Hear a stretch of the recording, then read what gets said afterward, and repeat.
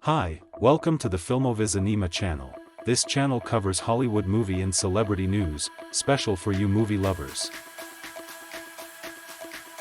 Robin Hood dies at the hands of Hugh "Wolverine" Jackman, quite an interesting and surprising news. It is in the hands of Wolverine that the hero of the common people, Robin Hood, will die. The figure of this one protagonist is already attached to being a robber who cares about his people in the midst of the oppression of the authorities. Among the cinema films that have captivated moviegoers include Douglas Fairbanks in Robin Hood 1922.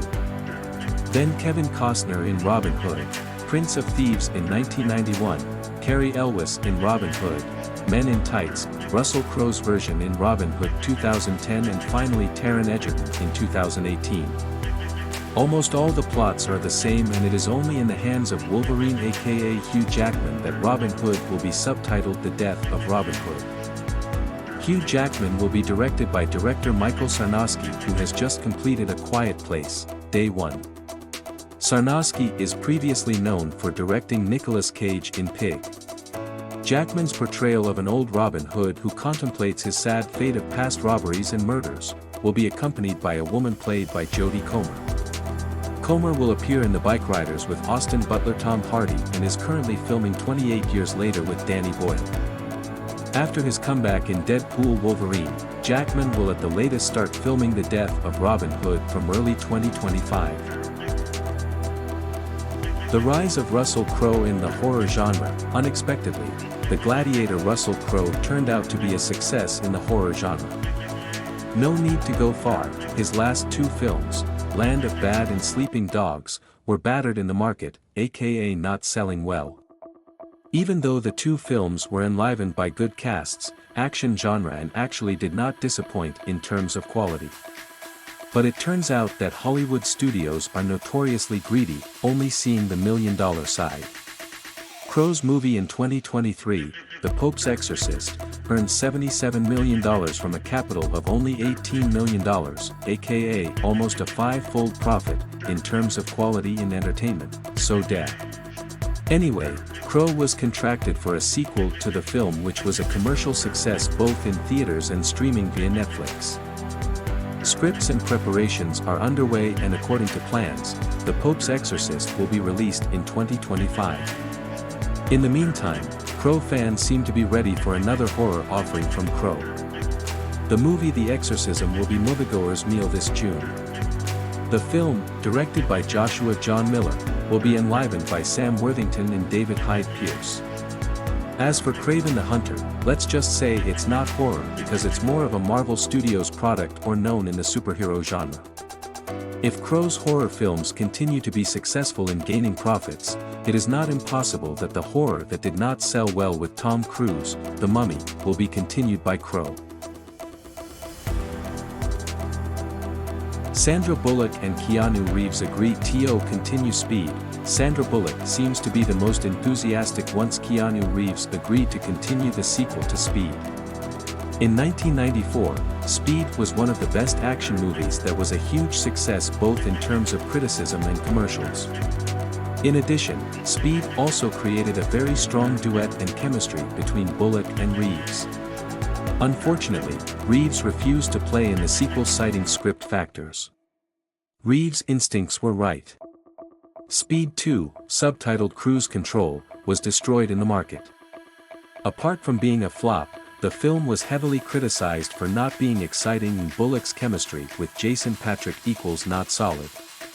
The movie was both worked on by Jan de Bont, a filmmaker whose filmography includes Twister, The Haunting to Lara Croft, Tomb Raider, The Cradle of Life. If the first Speed script was made by Graham Yost, Broken Arrow, then Speed 2 was made by Jeff Nathanson, who actually skyrocketed after working on Rush Hour 2 and 3, The Terminal, Catch Me If You Can, Indiana Jones 4 to Pirates of the Caribbean 4, Dead Men Tell No Tales. Bullock and Reeves themselves had one more movie after Speed, namely In the Lake House. Well, that's a treat for post-Speed nostalgia Anyway, once the Speed 3 project was floated, both Bullock, Reeves and even de Bont, who had retired, were very excited to make it happen. It's time indeed. Vin Diesel takes another look at Riddick, since declaring that he is ready to end his Dominic Toretto in the Fast and Furious franchise. Vin Diesel is again looking at continuing the Riddick franchise. Diesel seems to feel that he is getting old to do action roles, so the Riddick franchise and also the XXX franchise, which he may also end soon.